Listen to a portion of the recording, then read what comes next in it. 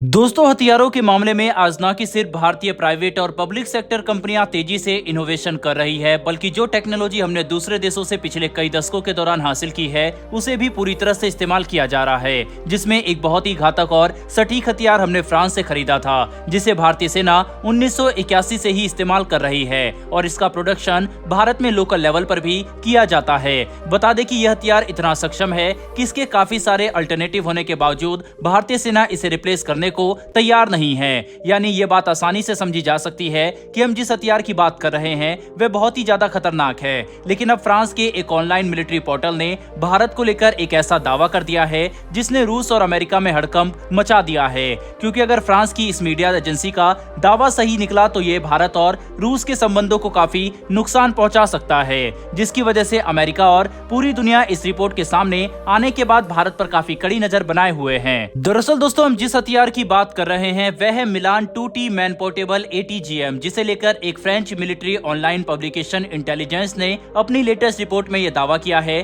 कि हाल ही में यूक्रेन को सीमित संख्या में मिलान 2T ATGM सप्लाई किए गए हैं, जो रूस के खिलाफ लड़ाई में यूक्रेन के लिए किसी ब्रह्मास्त्र की तरह काम करेंगे। पर हैरानी की बात तो यह है कि जिस भी देश ने यूक्रेन को इन हथियारों की सप्लाई की है, सबसे पहले तो उसने ये काम छिपकर किया है, यानी बिना किसी के सामने आए। दूसरा, इन मिलान 2T मिसाइल के सीरियल नंबर और बैच डिटेल को ही मिटा दिया गया है। यानी कल को अगर ये मिसाइल किसी तीसरे देश के हाथ में लगती भी है तो भी इस बात का पता नहीं लगाया जा सकता कि ये मिसाइल किस देश ने मैन्युफैक्चर की थी। जिसके बाद जैसे ही इंटेलिजेंस ऑनलाइन की ये लेटेस्ट रिपोर्ट पब्लिश हुई, कई विशेषज्ञों ने इस बात की संभावना जताई है कि ये मिसाइल शायद भारतीय कंपनी भारत डायनेमिक लिमिटेड यानी BDL ने यूक्रेन को सप्लाई की होगी, क्योंकि भारत में इस मिसाइल का प्रोडक्शन पिछले कई दशकों से जारी है और भारतीय सेना इसके इस्तेमाल 80 के दशक से ही करती आई है, जिस वजह से भारत में इस मिसाइल की मैन्युफैक्चरिंग काफी बड़ी संख्या में की जा सकती है।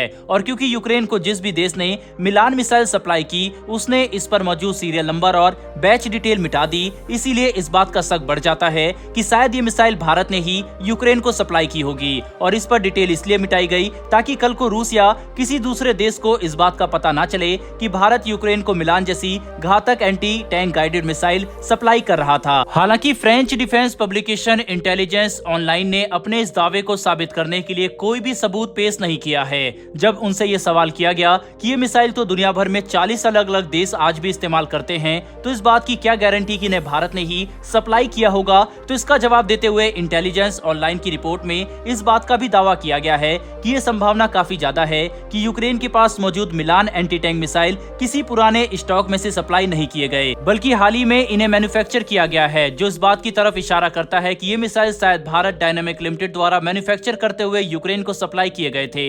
लेकिन अगर हम न्यूट्रल होकर सोचे तो इंटेलिजेंस ऑनलाइन ने अपने इस दावे को साबित करने के लिए कोई पक्का सबूत नहीं दिया, बल्कि ऊपर से ये मिसाइल आज भी 40 से ज्यादा देशों के पास सर्विस में मौजूद है, जिसकी वजह से इस बात से इनकार नहीं किया जा सकता कि हो सकता है कि मिलान मिसाइल को यूक्रेन तक किसी देश ने सप्लाई किया हो, जो पहले भी यूक्रेन को मिलिट्री हार्डवेयर और इक्विपमेंट सप्लाई कर चुका हो। और क्योंकि वह देश यूक्रेन को सीधे हथियार सप्लाई करने की वजह से रूस से दुश्मनी नहीं लेना चाहता, इसीलिए उसने अपनी पहचान छुपाने के लिए इसके सीरियल नंबर को हटा दिया। लेकिन इसके ठीक उलट भारत और रूस के द्विपक्षीय संबंध काफी ज्यादा मजबूत है। ऐसे में यह समझना ज्यादा मुश्किल नहीं है कि जब भारत ने यूनाइटेड नेशन तक में रूस का साथ नहीं छोड़ा तो हम आखिर यूक्रेन को आखिर हथियार क्यों सप्लाई करेंगे। ऊपर से यह हमारी न्यूट्रल रहने की पॉलिसी के भी खिलाफ होता। वहीं पर अगर मिलान एंटी टैंक मिसाइल की बात की जाए तो ये दुनिया के कुछ सबसे एडवांस और सक्षम एंटी टैंक मिसाइल में से एक है, जिसका इस्तेमाल करने से पहले ना तो किसी भी तरह की मेंटेनेंस की आवश्यकता होती है और ना ही किसी तरीके के प्रोटोकॉल को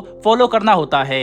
यानी ये मिसाइल इतनी ज्यादा एडवांस है कि इसे स्टॉक में रखने के बावजूद हम तुरंत दुश्मन के खिलाफ इस्तेमाल कर सकते हैं। इतना ही नहीं बल्कि Milan anti tank missile explosive reactive armour वाले मूविंग या स्टेशनरी टैंक को 1.5 किलोमीटर की दूरी तक तबाह कर सकता है, जो इसे एक काफी सक्षम मैन पोर्टेबल ATGM बना देता है। हालांकि फ्रांस की तरफ से निकल कर आई इस रिपोर्ट ने दुनिया भर में हलचल बढ़ा दी है और यूक्रेन युद्ध जो 1 साल से लगातार चल रहा है, आज भी थमने का नाम नहीं ले रहा। इसने दुनिया की जियोपॉलिटिक्स को हमेशा के लिए बदल दिया है। वैसे दोस्तों, आपको क्या लगता है कि क्या ये वेस्टर्न कंट्री का भारत के खिलाफ एक प्रोपेगेंडा हो सकता है या नहीं? अपनी राय कमेंट बॉक्स में लिखकर जरूर बताइएगा। साथ ही हमारी आने वाली डेली डिफेंस से जुड़ी ऐसी वीडियो के लिए चैनल को सब्सक्राइब कर बेल नोटिफिकेशन अवश्य दबा लें। फिर मिलेंगे ऐसी एक नई वीडियो के साथ। धन्यवाद। जय हिंद।